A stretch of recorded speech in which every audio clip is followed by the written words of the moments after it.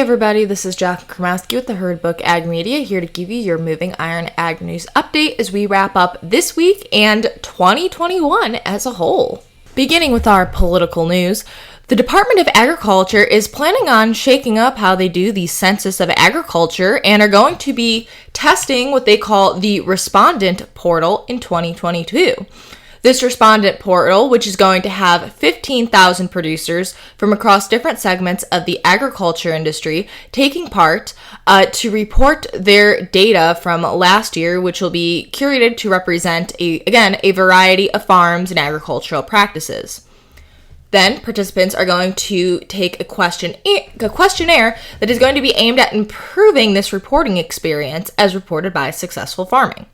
In the state of New York, the Hemp Plan has received federal approval. State Commissioner announced that this hemp program plan, which was put together by the New York State Department of Agriculture and Markets, was recently approved by the whole USDA. According to the commissioner, this is going to allow New York to administer what they call the Hemp Grower Licensing Program that is slated to start in 2022 on January 1st. Right now, they are currently accepting applications for new and beginning hemp farmers. Next year's Agricultural Outlook Forum is going to be, once again, virtual, and we'll discuss some things on the horizon for the United States and commodity markets and the whole farm income situation in 2022. Right now, National Hog Farmer reports that the top USDA chief economist is saying that he hopes he is wrong. However, there are projections that, unfortunately, next year will be an even more challenging year for producers than this past year. And judging by the sky-high fertilizer prices as one thing that has been plaguing a lot of farmers and does not continue to be going away, there seems to be other issues related to prices, but also a softening of cash receipts, as Seth Meyer, USDA chief economist, has said.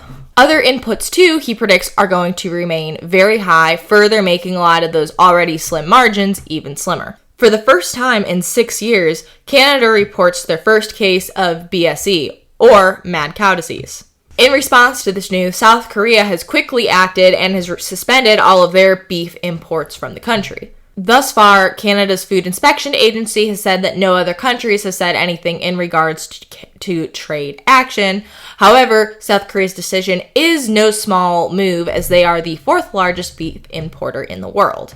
This case was discovered earlier this month on December 6th by a private veterinarian who was visiting a farm and reported that an 8-year-old cow who appeared to be injured was displaying some neurological signs. Upon testing samples, she was indeed positive for BSE. An e-grocery startup, Dec30, is working on helping Nigeria combat food insecurity.